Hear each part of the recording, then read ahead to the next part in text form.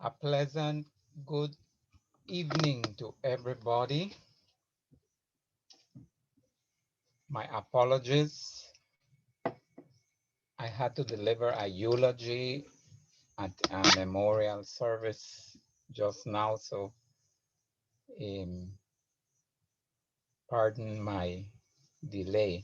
But we're ready to begin. I guess we are all here, if I'm not mistaken. Gian, Christy, Shamira, Zena, and Jacqueline. Jacqueline, Christy, Gian, Zena, and Shamira. 5. And we have a Miss Gail. Welcome, Miss Gail, joining us all the way from the United States of America. Which part, Miss Gail?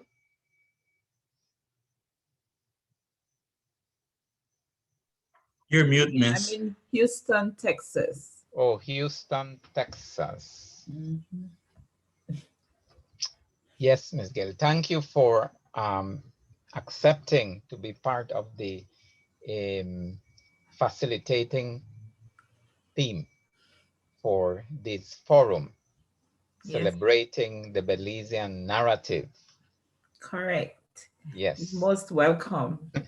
Thank you. And Justin is also joining us as part of the facilitating team. And we have as our audience, I hope you are not just here for the extra credit, but to learn as well, right? Correct. It's always a pleasure to have Winston, Kumar, Indra, Jeremy, Desiani, Delcy, Marcella. I don't know who is Kiana, but we need to know who is Kiana so that we can give credit, extra bonus points, okay? Hello, Mr. David, it's Mickey. Okay, Mickey. Thank you for joining us. Welcome. Good to have you back. And okay, so let us see. We have an hour.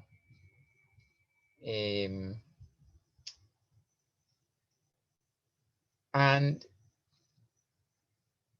we will begin by warming up. Like, it's not good to just, when you exercise, it's not good to just jump into your workout. You need to warm up. So we are going to warm up, and in this, we are going to ask Justin to share with us our song so that we can get into the feeling of the narrative. Justin?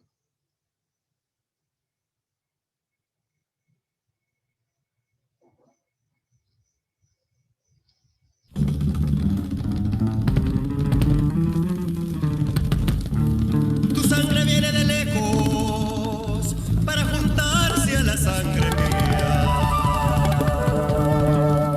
Y al golpe de los tambores se hizo más fuerte nuestra consigna.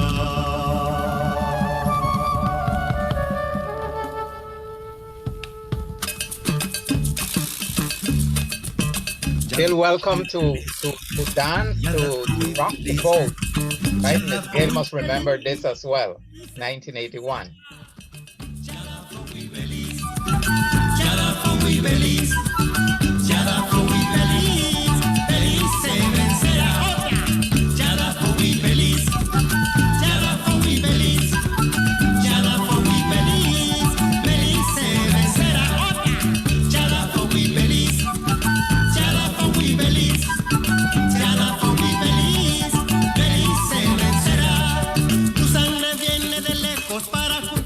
La sangre mía, tu sangre viene de lejos para juntarse a la sangre mía.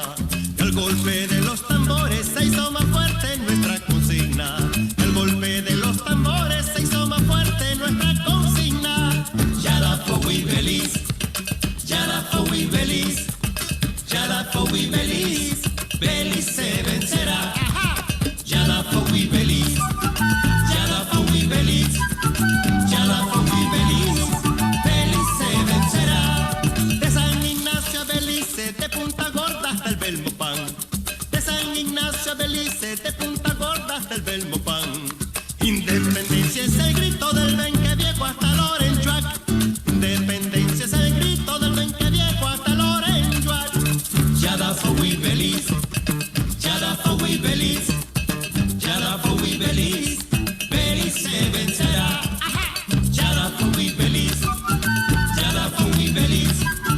Ya la fui feliz, Belice vencerá.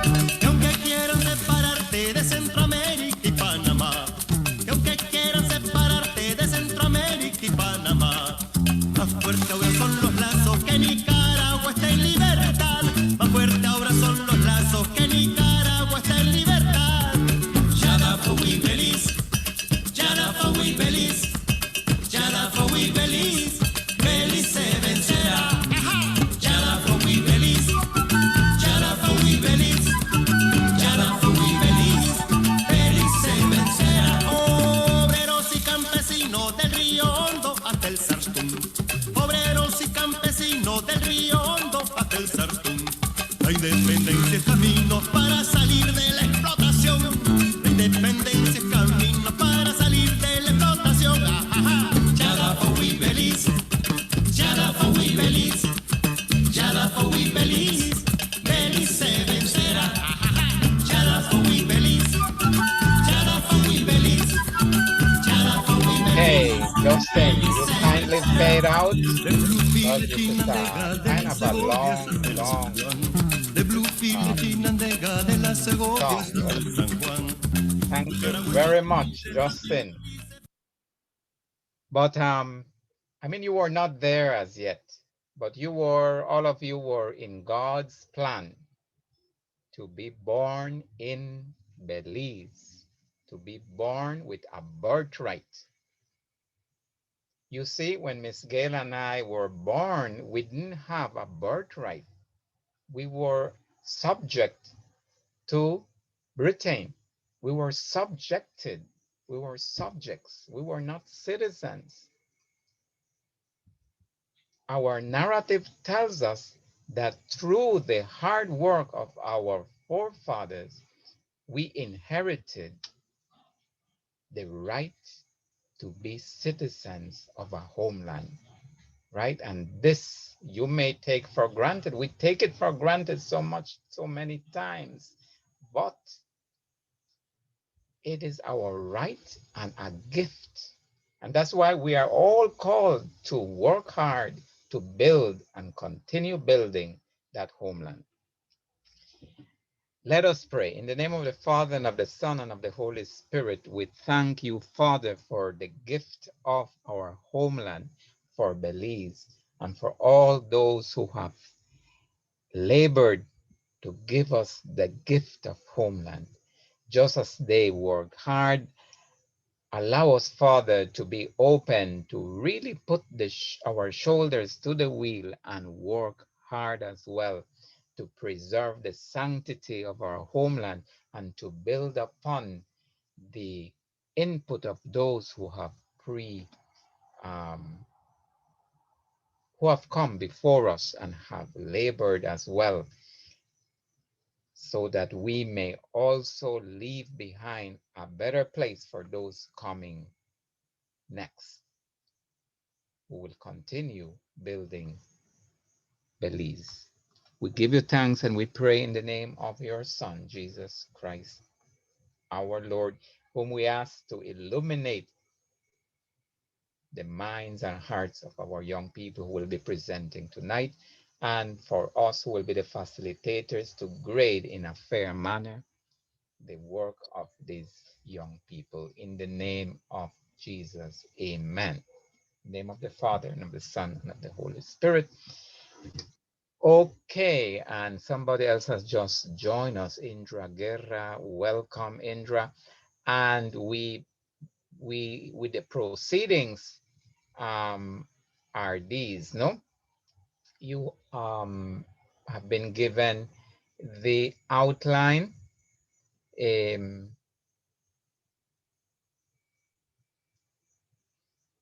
Let me share my screen.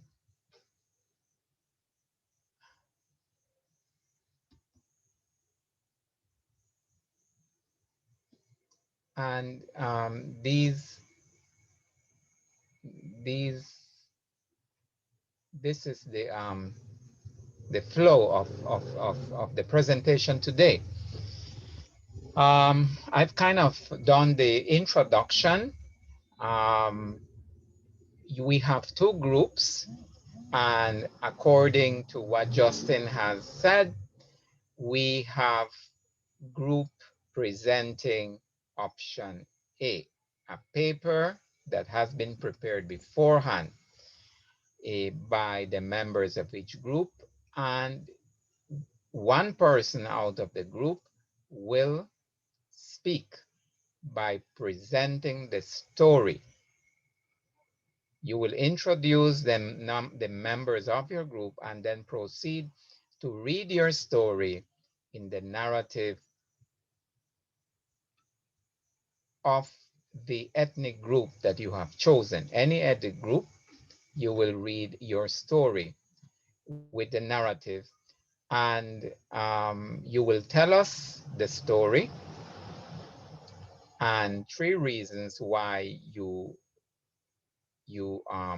selected the story, how that story impacts you, and reflect on the lessons that this story brings for you as a young Belizean, and how Belize as a people can learn from this narrative of this specific ethnic group. So you have 5 minutes, if I'm not mistaken. I will ask Justin to time the reader and to send, to signal the reader to keep them on track with time. So make sure that the participants in the group check on time. And after that, we will engage in conversation. So in this, the facilitators will intervene one by one to start the discussion, to lead the discussion and make it flow. We have 25 minutes for that. Christy raised the hand. Raise, Christy. I'm right here, sir. I have a question. Go ahead. When you said that we're gonna read the story in 5 minutes, do you mean like the summary of the reflective paper we did? No, you can read the story, the paper, because the paper should, which is 500 words in length, should give you 5 minutes. Yeah, there was a confusion with summary. You just really didn't have to do a summary. It was the paper, no? Yes, so the facilitators have received the documents, the reading documents that you're acquainted with, and the questions for open discussion. And then at the end, you will have a chance, everybody will have a chance to say the final words. Okay.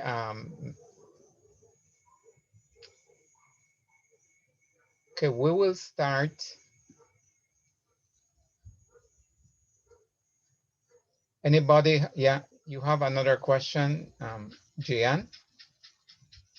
Yes, sir. It is confusing, but so we have 25 minutes for the 2 groups, or 25 minutes for one group, for 25 minutes each group, No, it's or 25 for the 2 groups. That's 25 the for the 2. conversation, yeah, but you have 5 minutes to share your paper, your narrative. We won't be that strict with time, no? I mean, if you go ahead overboard with a minute, that's fine, no? Okay, Christy, any other question? Okay, so okay, we will, as we listen, we will be assessing your participation. And then at the very end, Ms. Gail and Justin, we'll have a time to tabulate and then share our final grades, and then we'll average, no? Take an average. So who wants to come first? Which group? I'm Whoever fine, speak. Maestro. Okay, Christy, you will present your group, the members of your group, so that we know who you are, and then tell us what you're going to share us, the topic, and then you can begin.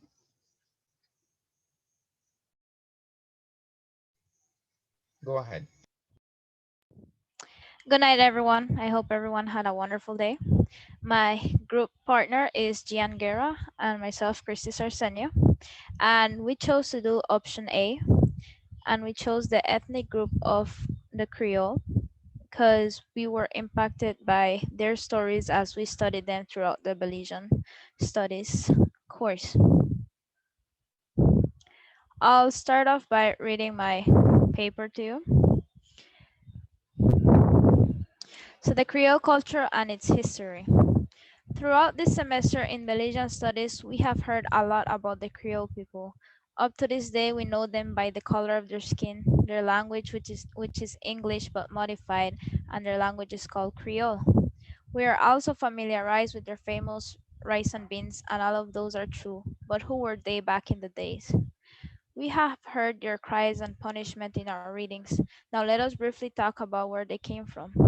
The Creole people are descendants from the African slaves brought into Belize in the 17th and 18th. Any person who had some African blood in them was considered a Creole. Many of them had their skin not so dark but a lighter color, even though to this day there have been some white Creoles due to the mixture of cultures. The British brought the Creole people from Africa to work in Belize as slaves. The British occupied them as logwood cutters mainly, even though there were more slaves than the British people back then. They were still afraid of doing something against the British, even though there were many of them. When they were no longer under the control of the British, they continued working as logwood cutters or under the other government work. They became in charge of their culture and stayed in Belize mainly, living in Belize City, villages along the Sibuna and Belize River, Placencia, and Coquetry.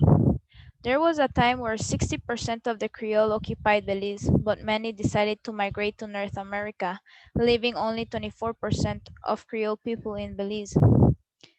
The reason we chose Creole culture was because of their suffering years ago and how they were kidnapped and brought into Belize to work as slaves. The way they stayed strong and hoping each day made their culture even stronger. The way they stayed together and supported each other was amazing. Also, they easily adapted to the English language. The British was the one who taught them the language to communicate because they were not able to communicate when they just brought them as slaves, and their adaptness was very impressive, even though they modified it to their own language and accent. We admire the way they always stand strong and how people these days are proud of their culture, their race, proud of their descendants, staying strong and bringing forth the Creole culture in Belize. We can't only say that the Creole people were only some people brought here. No, they contribute a lot in our history, in the logwood cutting, and many things. Belize must also be proud of them, of the struggles they handled. They all helped to shape Belize into what we are now, a nation. A life's lesson they could teach us is that no matter how hard your struggles get each day and may take long, staying strong, working together, and being together, along with patience and hard work, we shall reach free of struggles and celebrate to be alive in one piece together with our people, our family. We should appreciate Belize's history as it speaks about where all our descendants came from, and each ethnic group is important because they are part of our Belizean home.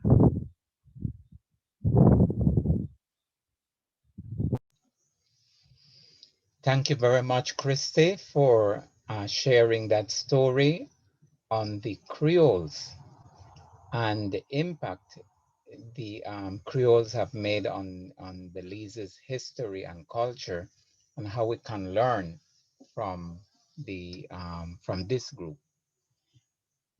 So thank you, Christy and Gian. So we now proceed with the second group, and that's who will be the spokesperson for this group. I will be the person. Okay. Okay, Shamira, so kindly introduce your group and proceed. Well, good night, everyone. Today, my group members are Sheena and Jacqueline, and we chose our culture, which is mestizo. So we will be telling a story about a woman and a woman that impacted. It was an impact for us. So I'm going to be telling a story about her. So here I start. Representing some 48% of Belize populations, mestizo are Belizean people of mixed Spanish and Maya descent. They originally arrived in Belize in 1847 to escape La Guerra de las Castas, or better known as the Case War, which occurred when 70,000 Maya revolted against a much smaller Spanish force in Yucatan and annihilated over 1/3 of the population. Mestizo are Spanish speaking, and although many speak English fluently, they are praised for the Spanish language being the mother tongue of over 40% of Belizeans. The first sugar farmers in Belize were Mestizo. From when they first settled in the Corozal district, along with the cane cutters, they brought with them. Mestizo culture is rich with a blend of Catholic and indigenous traditions.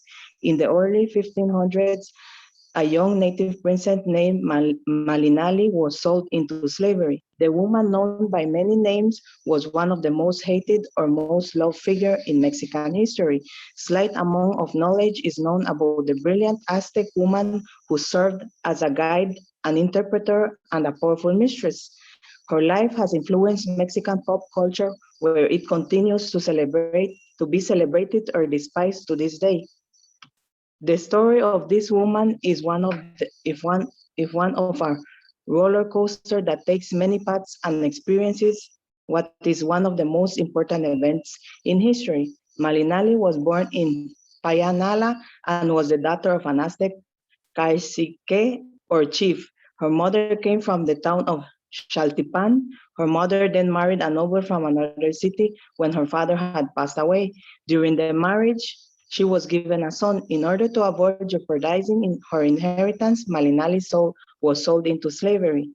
According to research, the slave traders sold Malinali to a chief of Puntonchan in the state of Tabasco. There she learned her third language. She was known fluently in the native language of her town, the Aztec language Nahuatl, and Chontal Maya. Malinali met Hernan Cortes, the Spanish conquistador, after she and 19 other young women were given to the Spanish army as part other reimbursements. Following the fight between the Maya and the Spanish army forces. After this, she was baptized by two priests and was renamed Doña Maria. Being Cortés' interpreter, she could be recognized after Cortés meeting with the Aztecs. Emission, her fluency in the language allowed the conquistador to communicate with the locals and gain valuable information as they marched toward the Aztec capital of Tenochtitlan. Over the next few weeks, Marina learned to speak Spanish fluently, climating Cortés need to have another interpreter with them. They marched to the kingdom of Tlaxcala. Marina's was useful once again after she helped form an alliance between the conquistador and Tlaxcalan king. She told Cortés whether other people were lying and had the ability to ask for more gold. From the Tlaxcala kingdom, Marina Cortés and the army journeyed to an Aztec realm, Cholola. The king did not trust the Spanish military and made plans to kill or capture them all. A girl warned Cortés of this and brought the person to him. Immediately after, Cortés started an attack on the Chulans that killed thousands, and including the upper class. Cortés ordered the death of Aztec Emperor Montezuman. The Aztecs attacked the invaders and killed thousands, forcing them to flee. The Spanish troops re-entered the capital and won against the Aztec forces. Marina translated the Aztec formal surrender on August 13, 1521. Malina and Cortés' relationship lasted for 4 years, which resulted in Malinali giving birth to Cortés' son Martin in 1523. The pair had one last journey together to Honduras in 1524, where Malinali met and married Juan Jaramillo de Salvatierra, while Cortes went back to his legal wife in Cuba. With this said, some persons label Malinali as a traitor against the Aztecs who were conquered. However, we need to remember the hardship she went through with being enslaved and sold. Despite this, she was able to preserve her language along with others and the culture and beliefs mestizo use and teach today. Therefore, young adults should be ashamed or embarrassed of their history and culture because many others, including Malinali, was able to preserve it through sacrifice and even risking their life to bring use the rich culture and talent we have today. Moreover, as Belizean, we can see that it does not take a powerful group or an entire country to share culture, but merely to help of an individual. Doña Marina was able to share her language and those learned. Language alone is a culture which Marina was able to preserve along with Christianity. This alone is a reason she is referred as the mother of the mestizos. Lastly, remembering how colonization brings much harm to a region and the people that live there. The colonizers overpower their culture and disguise them as less of a person. Then it is important to take all of this in consideration while we learn about the different cultures and to be curious about them. Therefore, our reflection is that the the story of Marina is not only one of many that have been colonized, but enslaved, which resulted in a decrease of their culture and talents that were being substituted by colonizers. And she may have been labeled as a traitor and an embarrassment to her kind. She was still a victim of colonization. With the research being done, we learned to reflect on the harm that colonization has among our community and how it strips away the richness of our culture. As young adults, we need to be informed and educated about these issues to know our identity and reason for being there where we are now. And it is also about trying to escape the mental colonization we go through daily by what is shown on social media or the lifestyles we admire. This is then caused what is called culture erosion, which is culture erosion is when we lose our language, our traditions, our beliefs, the way we interact in our environment, in our culture. So, so the last thing, how did Marina became a mestizo? Marina became a mestizo because being a mother of her son, Ana Maya descent, her husband, Juan Jaramillo, was Spanish, so that caused her to be a mestizo. And what makes Marina unique to us and how it impacted us is because Marina, like I read, was sold to the Spanish conquistador, and she was in different places due to that she was the helper of Hernan Cortes, and even she was a woman and rejected by her family. So she decided to maintain her language and her roots. And because of it, we got to know that we got to know what we have now, which is the Spanish language and what we are, which we are, our ethnic group is mestizo. Thank you.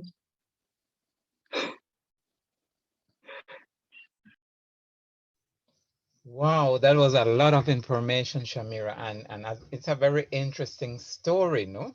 Very interesting story, and much to discuss, given that we're all familiar with Hernan Cortes, and he sent, if you recall, for this guy in Belize who had also married the daughter or sister of Nachan Khan in Chetumal. And the Anybody interesting recalls the part name? also was that she was named by different names. She was called Doña Maria, she was called La Malanche, she was called Doña Malina, she was called Yes, La Marina. So she had different names. right. Yeah.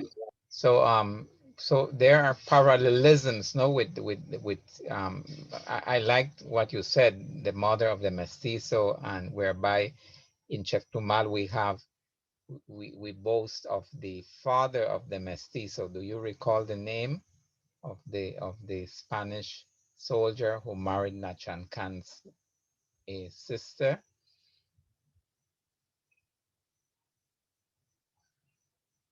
Yes. ¿Cómo se llamaba? Huh? Do you recall?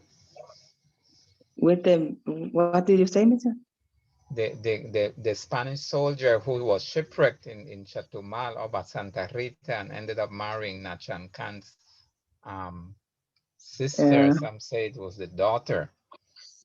Mr. Kaday. But Yes, yes, was it Gonzalo Guerrero? Gonzalo Guerrero. So he's the Oh, equivalent yes, of it was Guerrero. Yes, it was the Guerrero. equivalent of Malinche, no, up in Mexico. Okay, so we have heard two stories, two narratives, and what it brings to you. So we enter the discussion with our panelists, Christy, Jacqueline, Gian, Zina, and Shamira. So at this point, I will start the discussion, and then Miss Gail and Justin, feel free to then intervene, no? And you can call if we don't have responses, direct responses. Miss Gail and Justin can call on individual students to get their input, and if you want to add to the discussion, you just raise your hand, and I will be calling on whoever raises the hand or his hand, or if Miss Gail is leading the discussion, she can do that as well, or Justin.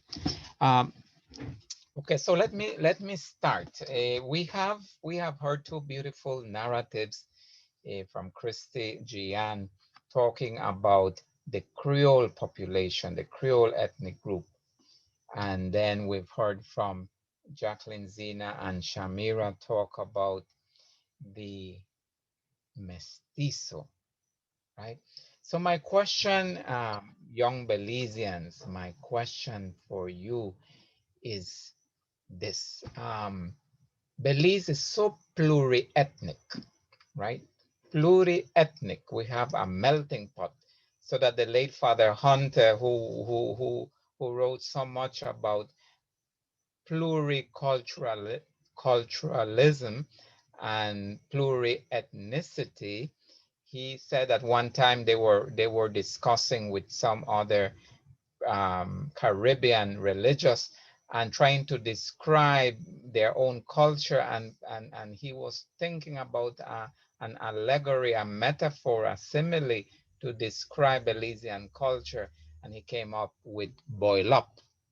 Boil up, so many things that you use the full works for boil up. I don't know how to cook boil up, but maybe Gian does, Miss Gail does. But you see how boil up has all these delicious things, and if you taste the plantain, it tastes like plantain. If you the whatever you have, it has its own distinctive taste, but yet all of it contribute to the delicacy, the taste, the uniqueness of boil up. Now, to him, that was the Belizean culture. And you can say, well, it's rice and beans as well. But my question is for you, should, in all this pluri-ethnicity in Belize, how do we unite? How can we unite as one? We saw in this nationalist movement in the 50s how George Price united Belize. But now 40 years into independence, you saw what we read what Ines Sanchez says. What characterizes Belizeans? Is it only the lingua franca Creole? Is it only the borders? Is it only the name Belize? Is it that in the time of divisiveness, in the times of threat, we will all go back and kind of fall into our own little groups. So how can we create this spirit of nationalism despite all these differences? So who would like to start?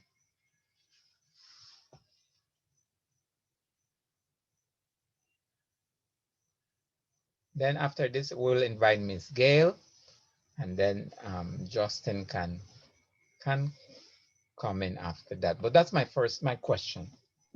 I think we have to learn from each culture so that we can be united and not divided as a culture, because here in Belize there are many situations that because of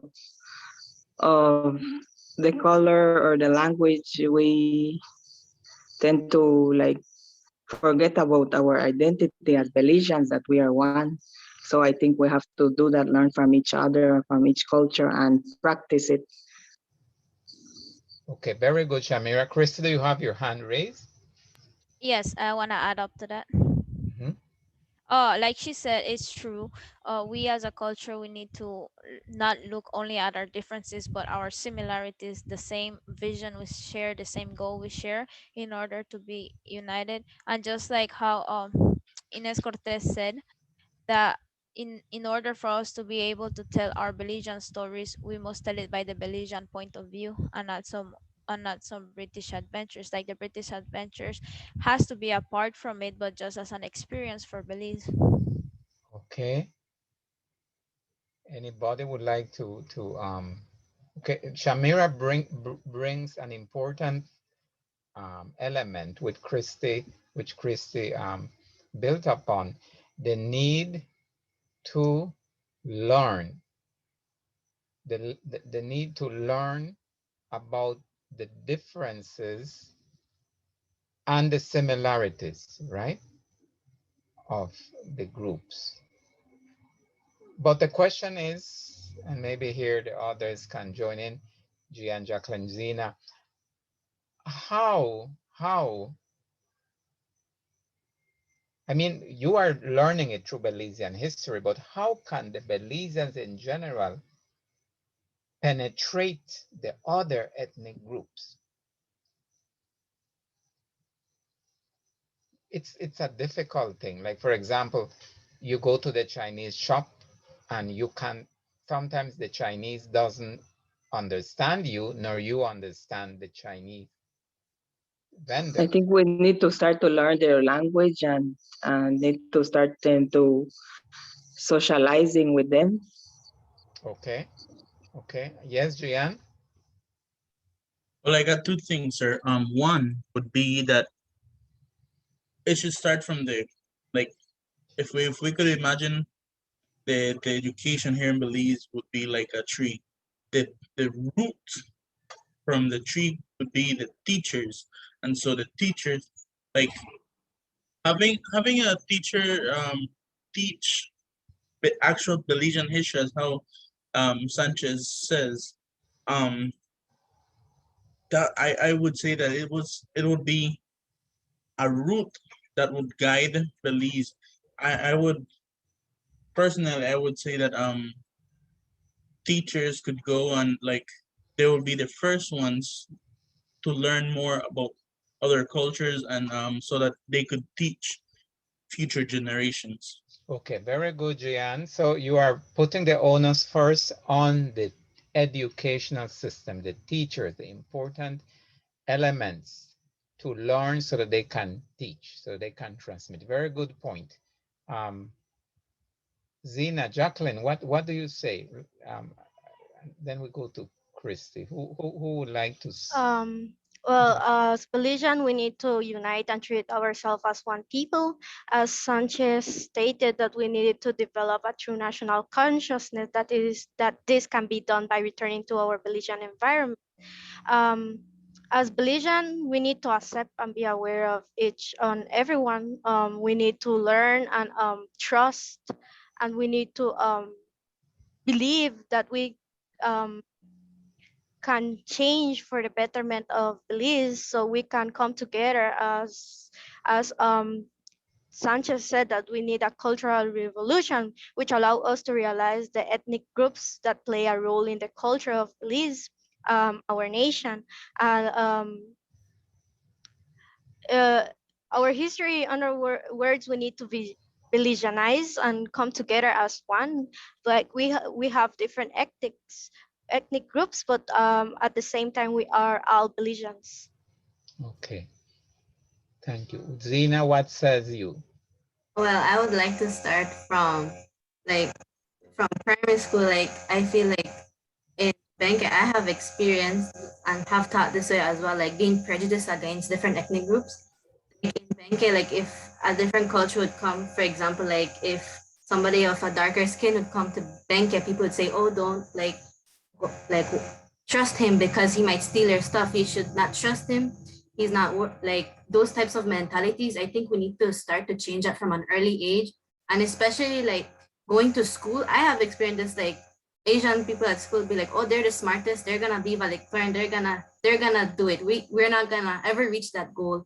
And I feel like we need to change that mentality from now since primary school, because that later on affects how like how much we want to like develop our country. It changes our mentality, and in a way it ties into like mental colonization. Like it makes us think that we're not enough. Like Belizean is like second place, we're always last place. America is always first place. Everything in like America is better than Belize, and I think we need to start from the mentality we have. Okay, Christy, what do you say about that? I say I do agree with every point mentioned, but as you said, how to penetrate to each culture, I believe we should start by communication. Just as how when the slaves were brought in here, they did not spoke English, but they were taught by the British in order for them to communicate. And I think communicating with each ethnic groups is going to do a great impact. And also the second thing will be knowing our rights. That will be another thing, because just like Zena said, some people, they might think that because of the color of their skin they don't have the right to do this or the right to do that, so we should not treat each other like that. Very good. I'm impressed with your input. I mean, you've brought many points to the table. You know, education, communication, being aware of who we are or prejudices. No, it's very, very important points of reflection. We have a, a a comment on the chat.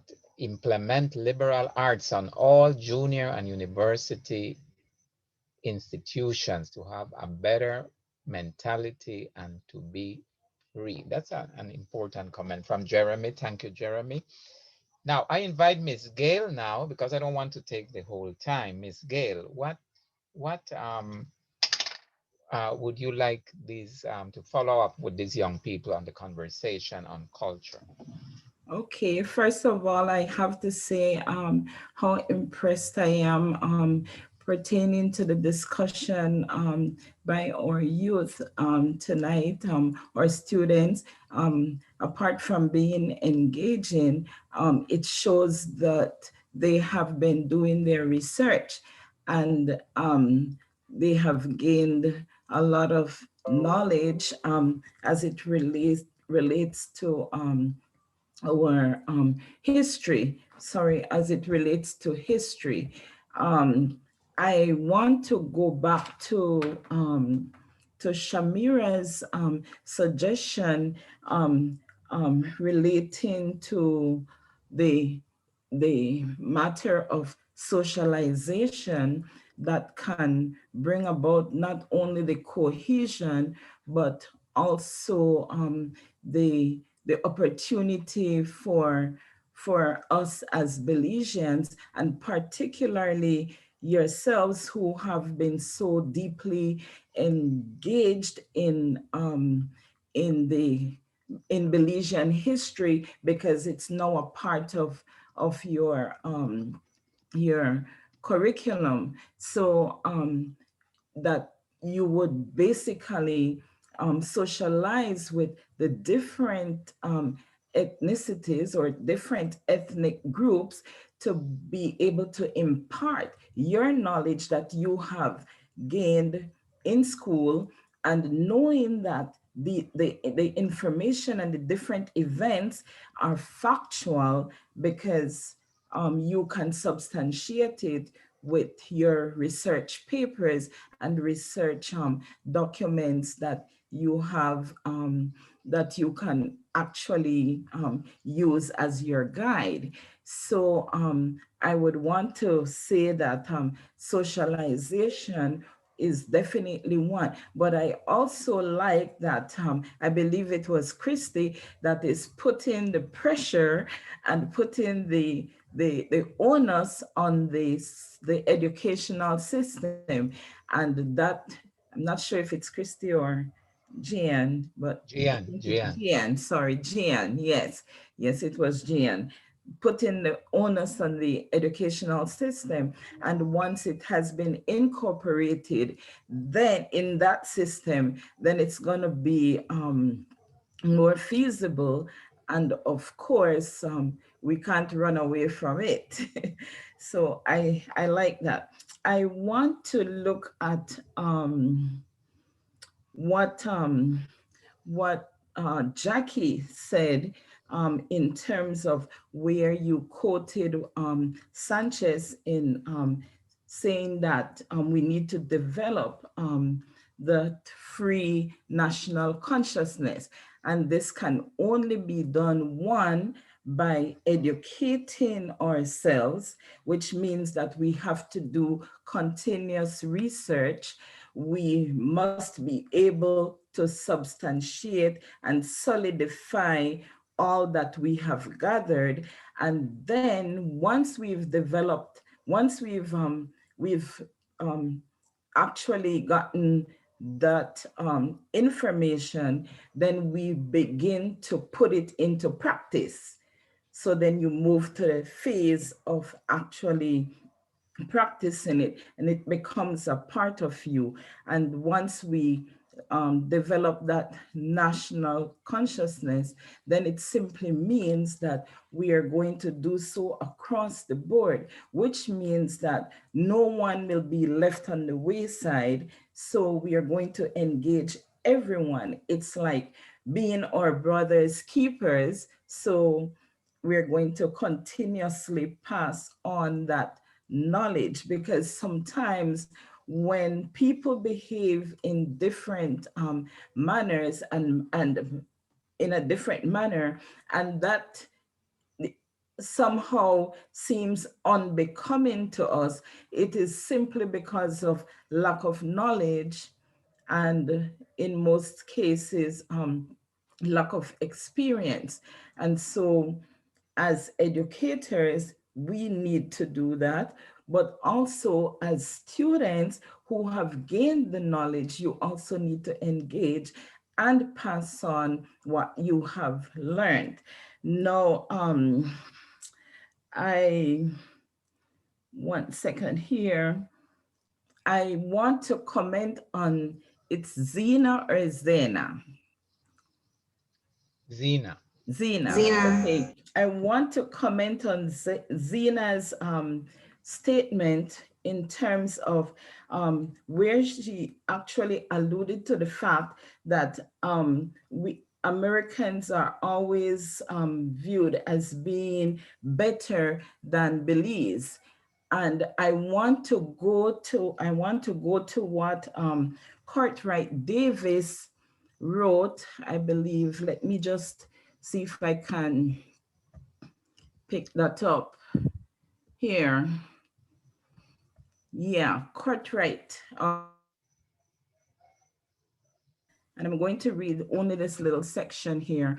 Under dominant policy that stressed their natural inferiority and inconsequential nature of their basic cultural heritage, Caribbean people begin to assume that anything foreign and white was good, whereas that which was local and non-white was not good enough. And this basically kind of lead to more or less what you were, I believe you were trying to explain. And it's just, it's basically, as I read it, I realized that it's something that's common in Belize, but not only in Belize, but in the world, because a lot of the times, or a lot of times when people want to make decisions for their countries, they look towards America and the United States of America, which means that they are supposedly the trendsetters. And so if it's not coming from the United States of America, then it's not good. And we want to move away from that mentality. We want to, for example, if we're going to look at developing national consciousness, then it simply means that we ought to be fully aware of our national consciousness and develop that level of nationalism where we do not have to say we are going to follow. And even though we may want to look towards their best practices, we don't want to look at everything that they do as being better than Belize. Because remember, although we are a small country, we are basically moving towards excellence. And having gained our independence, it simply means that we must be less dependent on other countries for guidance. Now, there are times when we will have to lean on them, particularly now when we find ourselves in such an economic crisis as what we are currently in Belize. But we want to move away from that, where we are looking to them to lead us. We have to one day become leaders too. So but again, I want to go back to commending you on an excellent discussion, an informative one at that, because when you speak, you actually speak with authority and with conviction, which means that as your facilitators, we are aware that you have gathered factual information. Thank you very much, Miss Gail. Mhm. Is there any question you would like to ask any of our panelists to build upon what you said, or what a, a I know Jian had his hand raised, Okay. but Miss Gail?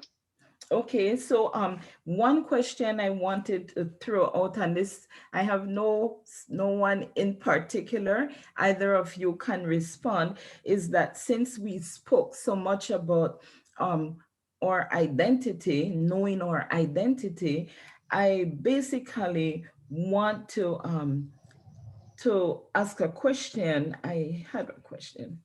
Uh, one one question that would help us to remove that cultural divide. We know that there are always cultural differences because of generational differences. So, but the fact that there are cultural differences, I would like to know what would be your recommendation for us to move away from that, or to avoid cultural differences. Anybody? I would like to start. So I would start with being educated about their ethnicities, like we said before. Because if we can't judge them, we can't have any type of bias against ethnicity if we are not educated about them. So I feel like the first thing that we need to know about their history. How does their history connect with other ethnic groups? How together we are all Belizeans because all of us work to create this nation. So I think from there we have to start. Okay, thank you. Anybody else has any contribution towards that question? Oh, Uh, yes. um, as Zena said, yes, we need to get educated, but I think it also needs to start with ourselves. Like, we need to be confident and not full of, obviously, we have our insecurities, but like to minimize them, to embrace our culture as well, and to also accept the differences from the other cultures and to respect them and not be ignorant about their cultures. Very good. Thank you. Thank you both. I would say that I have always heard this saying that when I was a volunteer in Mexico, I heard it as well, and that was Mexicans. But why be a tourist outside of your country when um you could be tourist inside of your country? Um, I'm I'm I'm saying this because it's like, why learn another culture and not learn your own culture that you have here in Belize? It's so that we could live. I remember in one of the readings it said that I don't remember which one was it, but they said that Africa, they had a lot of tribes and a lot of um, languages, and due to that there was a lot of conflicts against those tribes and all of those things. So I would say Belize is not like that, obviously, no, but I will, as how Christy said, just to come in and unite instead of fighting or saying other bad stuff about other ethnic groups. Correct. I totally agree. Shamira, you spoke about Doña Maria and Marina and all the the other names. Interesting, quite interesting story.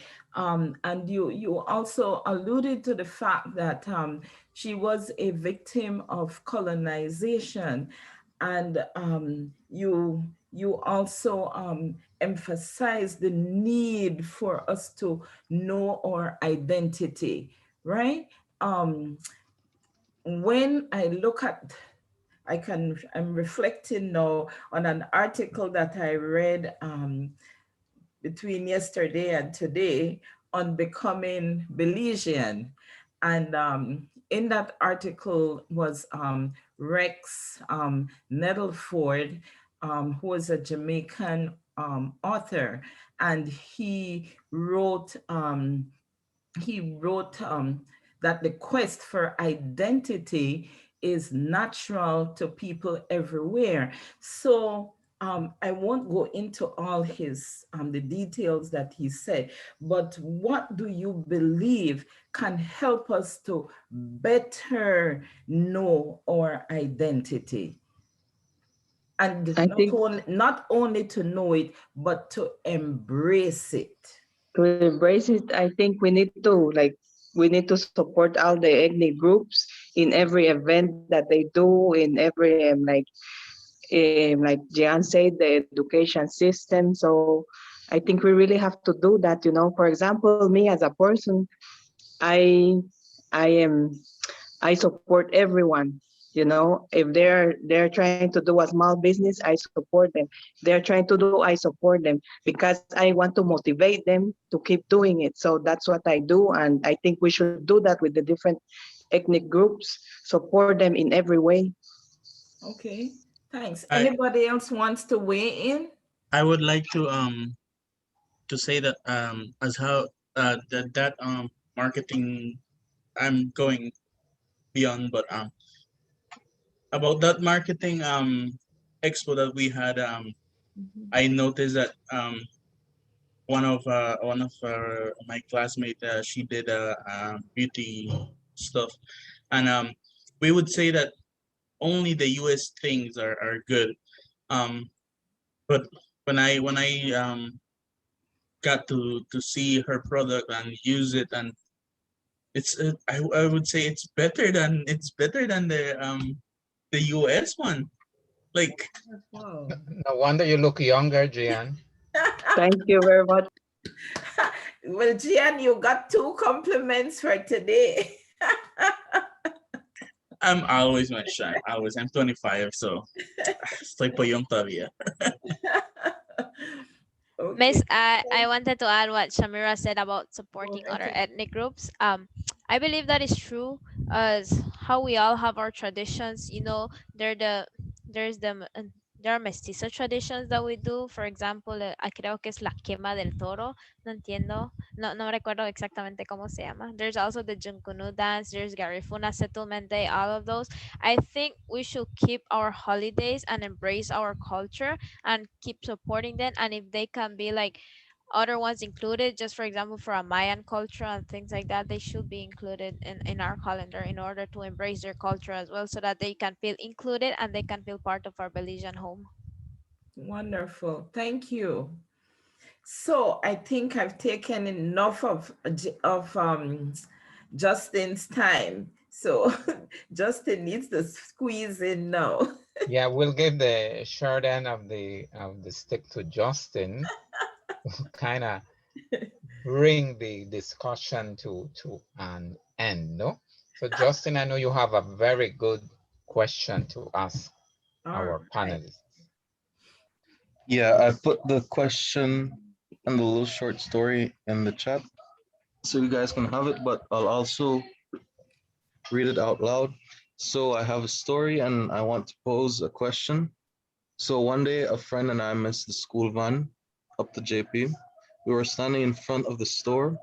A nice lady in the store wanted to tell us we had missed it.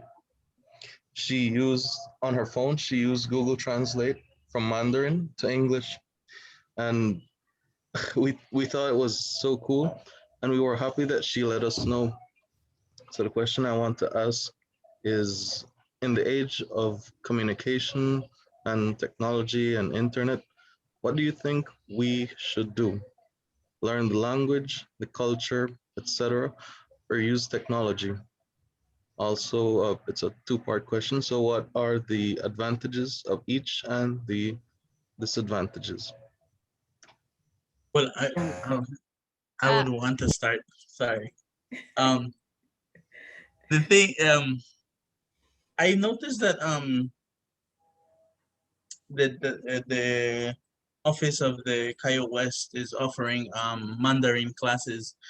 That's good because, like, due to technology right now, we are not in school. We are in our house and we are having this forum discussing about the culture here in Belize. Um, we have like the world in our palms, you could say, in our hands. We could make a difference. There's a lot of there's a lot of apps in the Play Store, and I mean, right now it's easy to try to learn the language, research on the culture, and so on. yeah, I agree with Gian. I think technology is just like it's just like a next thing, or it's just a thing right there that is gonna give you an additional help to try and understand the cultures, research on the cultures, and understand their language as well. So I think there can be many advantages to it because it gives you an all access to it. But the disadvantages, it may be that some of the cultures are still not familiarized with technology, so they will not be able to like get to you through technology, but instead in an old-fashioned style, which is not bad. It's just how we all learn to communicate.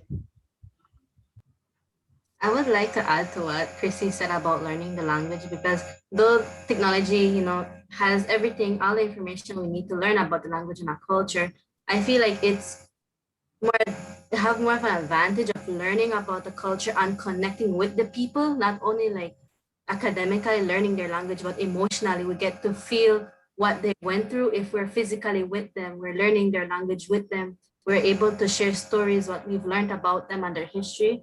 So I think a disadvantage of using technology would probably be the lack of connection with the people, and the advantage would probably be learning many languages but not being able to connect to them as we would face to face.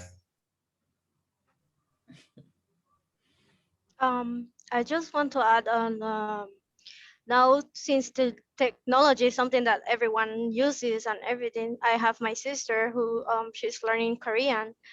She used this app which is named Kakua Tak. There is a lot of Korean people and Chinese people and different ethnics persons from different world. So I will say one of the disadvantage is that you don't know who are the persons who are talking to you, and but the app has that you cannot say anything disrespectful. You cannot say and send your ID number. You cannot say send other personal items because it blocks you. So I'll think like nowadays, like the technology is getting into the apps and having advanced like managing the privacy of the person and everything. So I think like in today's world, it's easier to start learning the different languages that we have, since there is a lot of apps that can help us. I want to add to that. She mentioned like we don't know the persons who are on the other side. Um, I think that's a disadvantage for technology, which also contributes to cyberbullying, because we see this all around, and many of the young people are now into technology. There could be like 6 years and they already have a cell phone, and they are out there exposing themselves to how people are treating us or relate to us or how they talk about us, and that's where insecurity starts to build up, and then they don't want to embrace their culture.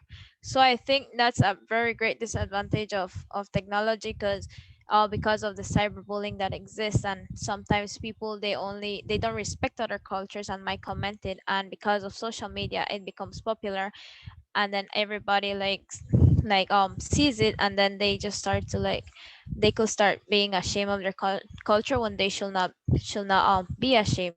In fact, we should start using technology to try and support them and show them that there's nothing to be afraid of.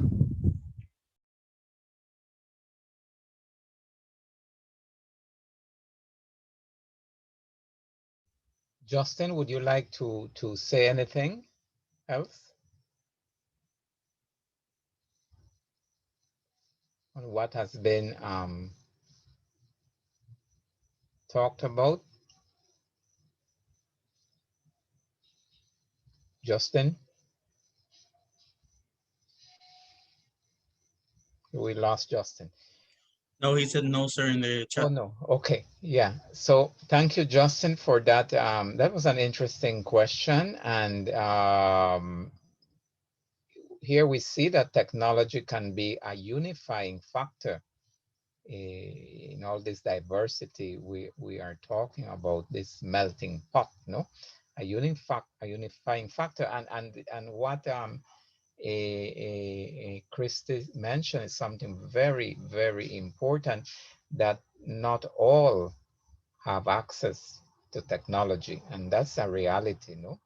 And it's something that we are seeing. It's a reality for Belize in this pandemic, no? That we were thrown into this modality, and we saw that in reality, those that had access to technology were the ones that succeeded, moved on, and had a higher level of success. You know, children with technology at home were at an advantage over those, say, in other areas where there is um, less of those privileges. So it's a reality. Very good. So I think time has run out. I'm really impressed and I'm very much satisfied. No, I'm very much satisfied with the outcome, and I echo what Miss Gail said. No, your contributions have been excellent, and it's so good to hear from blossoming Belizeans like you. No, all these input of of of Belizeans that are now getting ready to fill our shoes, and I see in you much hope that we are living with behind for people like you, the responsibilities, no, of continue building the homeland. So in summary, we've kind of discussed a bit on this whole phenomenon of culture. It's a very complex uh, element in society, you know, and as Ms. Gale echoed in reference to the Caribbean writer, identity is something that all people need, look for. You know, identity is so important. I mean, we've seen experiments on this in our history, how the communist regimes sought to erase um, all this culture, all this diversity to create one one national culture to the detriment of society, because it's something natural. You know, it's like trying to change the movement, the direction of a river. It has its flow.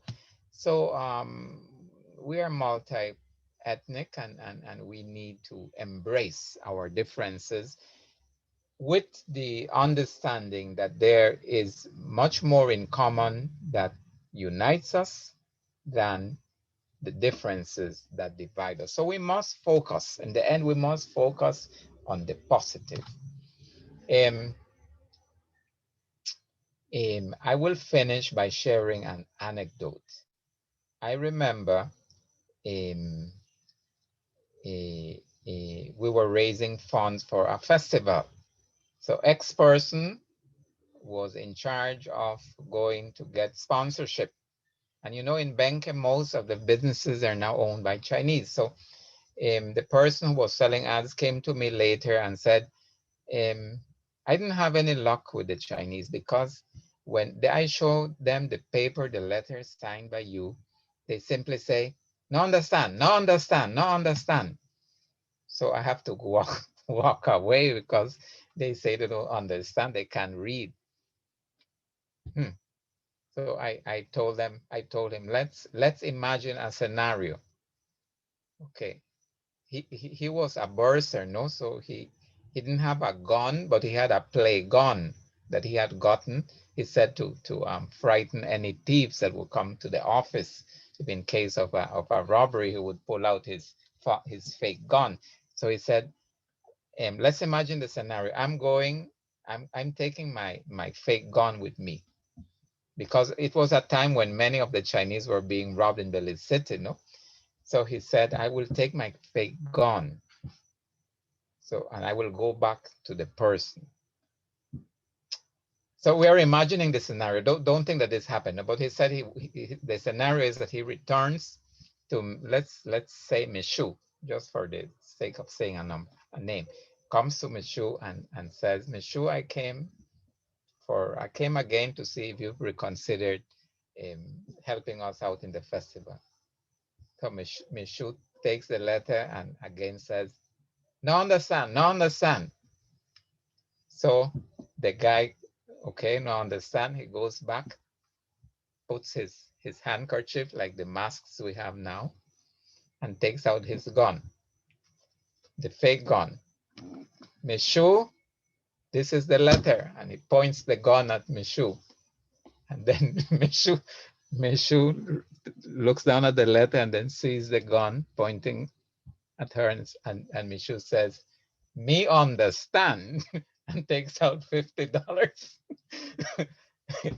Anyway, the, the problem with communication is so important.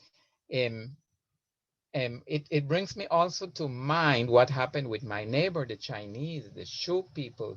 They were robbed about a week ago, and by these two guys. They had this handkerchiefs, these masks all the way to here. It's the bandana. It's not really a mask. It's a bandana, covers them all the way.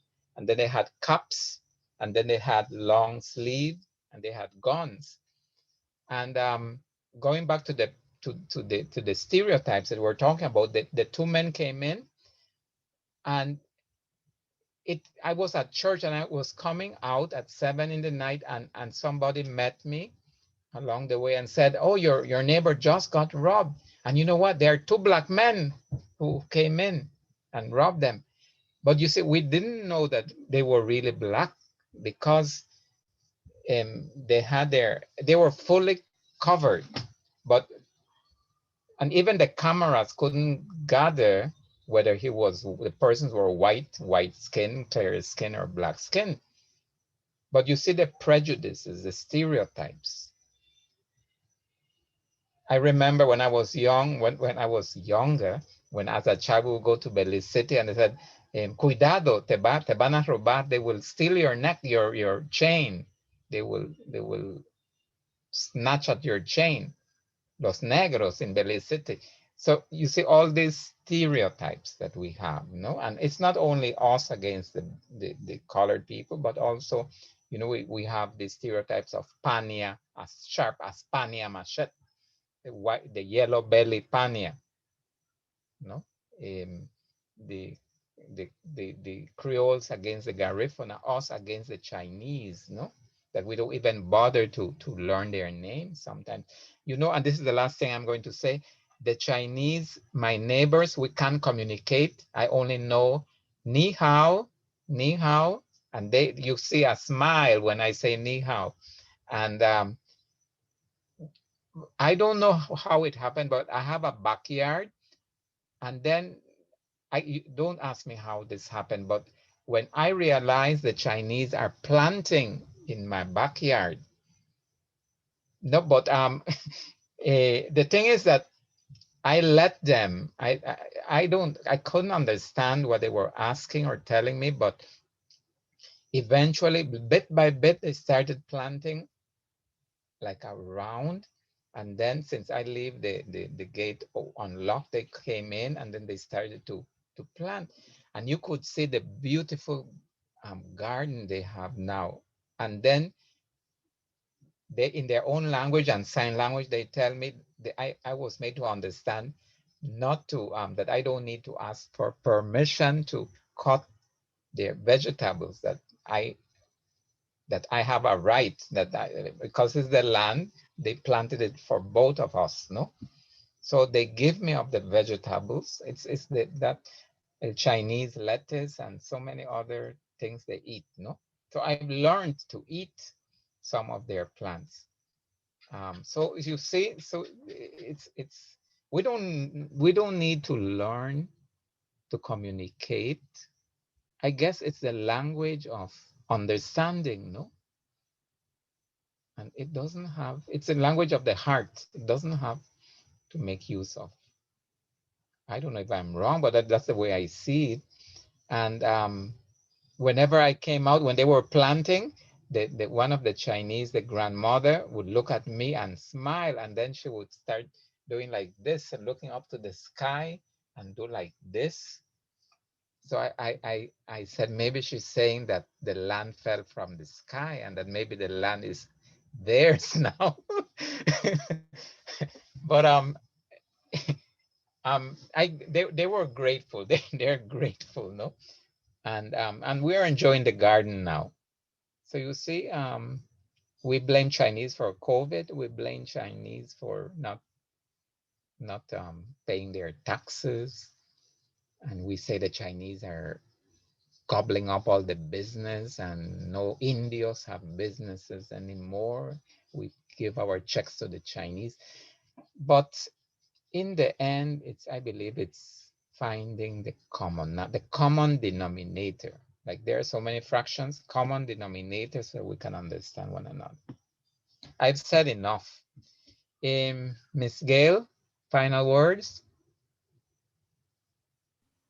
All right. I just want to, I said I was not going to read all of it, but it's a short piece.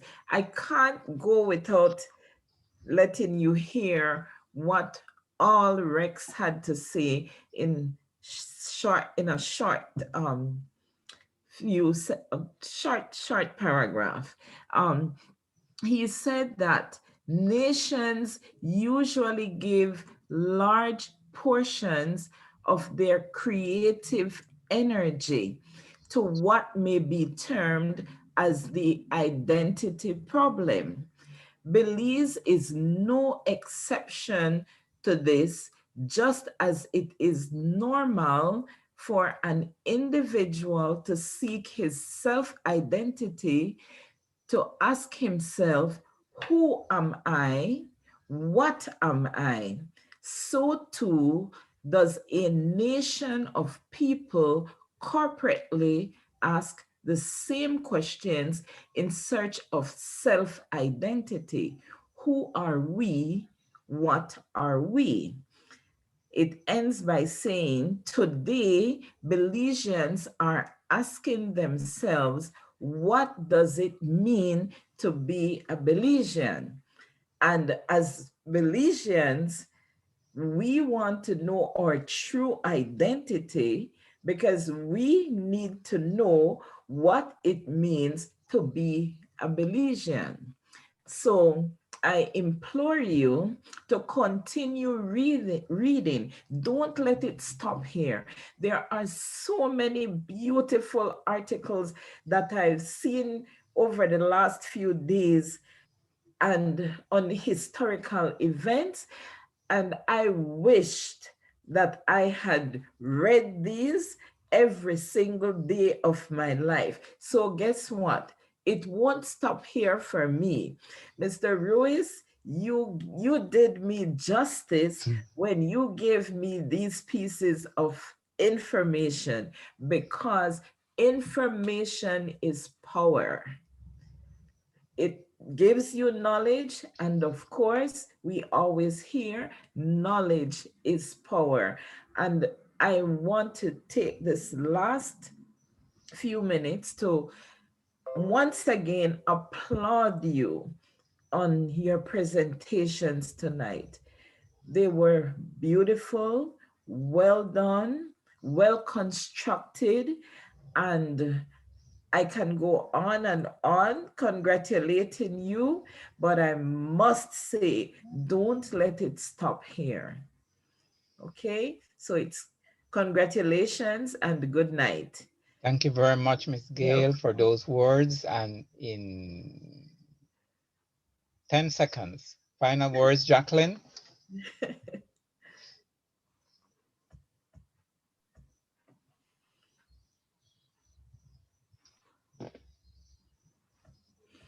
No te podemos escuchar. Can you hear me? Yes. Okay. I just wanted to say thank you for being here and hearing our presentation. It's a pleasure having you here and also giving you our information that we have been learning. And thank you, Mr. David, for your class. I could say it really educated me a lot. I have learned a lot. Now I'm taking this with me and share it with my families and friends. So I wanted to say thank you for everything. I had a great year with you guys as a teachers and students too. So good night. Thank you. Thank you, Jacqueline. Christy? I want to give a big thank you for everyone who took their time to come into this forum and hearing us, and for the wonderful feedback that you guys have given us. I'm very happy to hear that you guys enjoyed it. And I also want to give a big thank you to Mr. David for the class that you offered. I really wasn't expecting to have a Belizean class, but when we had it, I thought it was gonna be like boring.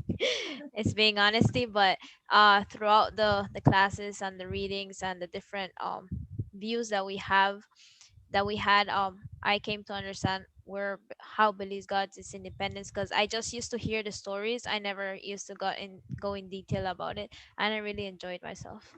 Thank you. Gian? Well, I'm very grateful as I second what Chrissy said that I thought it was boring at first, and I'm a person that does not like that much history. Or when I was in high school, I don't like it. I said before I don't like history. Now this is encouraging me to continue my studies, maybe in business or maybe in anthropology. So I just started to love this